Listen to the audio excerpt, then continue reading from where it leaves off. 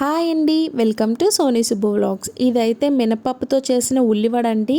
అది ఎలా చేయాలో చూసేసుకుందాం. ఫస్ట్ మినపప్పుని ఒక 3 అవర్స్ ముందు నానబెట్టుకోవాలండి. మనకి చక్కగా నానిపోతుంది మినపప్పు అయితే. ఆ నానిన మినపప్పుని తీసుకొని బాగా నీట్గా వాష్ చేసుకోవాలి. మినపప్పులో అంటే అవి స్టాక్ ఉండడానికి మందులు అవి కలుపుతూ ఉంటారు కదండి, ఏ పప్పులోనైనా. సో నానిన తర్వాత బాగా వాష్ చేసుకోవాలి. ఆ తర్వాత నేను చూపించిన విధంగా కొంచెం కొంచెంగా మిక్సీ మెత్తగా పట్టుకోండి, ఎక్కువగా వాటర్ వేసేయొద్దు. గ్రైండర్లో కూడా రుబ్బుని తయారు చేసుకోవచ్చండి. బట్ మిక్సీలో చేస్తే ఏంటంటే క్రిస్పీగా వస్తుంది కొంచెం వడ. అదే గ్రైండర్లో చేసుకుంటే మెత్తగా వస్తుంది. దేంట్లోనైనా వేసుకోవచ్చు, కానీ మెత్తగా నలిగిపోవాలి. పప్పు అనేది ఎక్కడ ఉండకుండా మెత్తగా నలిగిపోవాలి. సాల్ట్ వేసుకొని, తగినంత సాల్ట్ వేసుకొని, ఆ తర్వాత మీకు నచ్చినట్టు ఉల్లిపాయ, పచ్చిమిర్చి, అల్లం, కొత్తిమీర, కరివేపాకు, మీకు నచ్చినట్టు క్యారెట్ కొంతమంది వేసుకుంటారు, అలా వేసుకుంటారు. బట్ నేను కొత్తిమీర, కరివేపాకు, క్యారెట్ ఇవేం యూజ్ చేయలేదు. ఓన్లీ అల్లం, పచ్చిమిర్చి, ఉల్లిపాయ మాత్రం కలుపుకొని ఒక 5 మినిట్స్ అయితే పక్కన పెట్టేయండి.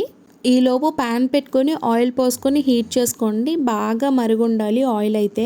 ఆయిల్ మరిగిందా లేదా అని చెక్ చేసుకోవడానికి చిన్న మినపిండిని అయితే వేసి చెక్ చేయండి. మనకి ఆయిల్ మరిగిందని ఎలా తెలుస్తుంది అంటే, మనం ఆ వడ వేసినప్పుడు పైకి తేలుతుంది అనమాట. అప్పుడు ఆయిల్ అయితే మరిగిపోయినట్టే.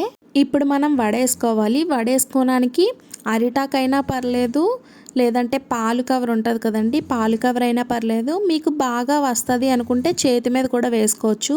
దేని మీద వేసుకున్నా ఫస్ట్ దానికి కొంచెం వాటర్ రాసుకొని ఈ మినప్పిండిని తీసుకొని ఇలాగ కొంచెం అద్దుకొని దాంట్లో చిన్న కన్నం పెట్టి వేసుకుంటే చాలా చక్కగా నీట్గా వచ్చేస్తాయండి. వడ అయితే చూసారు కదా, పర్ఫెక్ట్గా నాది షేప్ వస్తుంది. ఎక్కువ మంది చేత్తో వేయడం ఇష్టం లేక అరిటాకనైతే ఎక్కువగా యూజ్ చేస్తూ ఉంటారండి. అది కొంచెం ఈజీగా కూడా అయిపోతుంది. అదే చేత్తో అయితే కొంచెం కష్టంగా వస్తుంది. చిన్న సైజులో వస్తాయి వడ. అదే అరిటాకులోని కానీ పాలు కవర్లో కానీ అయితే వడ సైజ్ కూడా పెంచుకోవచ్చు. మనం ఎక్కువ ముద్ద తీసుకొని దానికి కన్నం పెట్టి వేసుకోవచ్చు. చూసారు కదండి, నా వడలు కూడా చాలా చక్కగా వచ్చాయి, మంచి షేప్లో.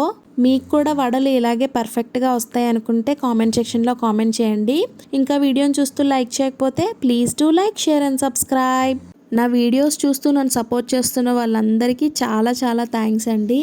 ఈ మినపవడతో కాంబినేషన్గా మటన్ కానీ, చికెన్ కానీ, పల్లీ చట్నీ కానీ వేసుకొని తింటే భలే ఉంటాయండి వడలు. ఇదే వడని పచ్చిమిర్చి, అల్లం, ఉల్లిపాయ ఇవేమీ లేకుండా చప్పడి వడలు వేసుకొని దీంట్లో పాకం వేసుకొని పాకంలా కూడా చేసుకోవచ్చు ఈ వడలతో. ఆ రెసిపీ నేను ఇంకొకసారి మీకు చూపిస్తాను. ఫైనల్గా వడలు అయితే కంప్లీట్ అయిపోయి, నా వడలు మీకు ఎలా అనిపించాయో కామెంట్ సెక్షన్లో కామెంట్ చేయండి. చూసారు కదండి, చక్కగా ఆయిల్ అయితే పేర్చకుండా మన వడలు అయితే కంప్లీట్ అయిపోయి. Bye bye.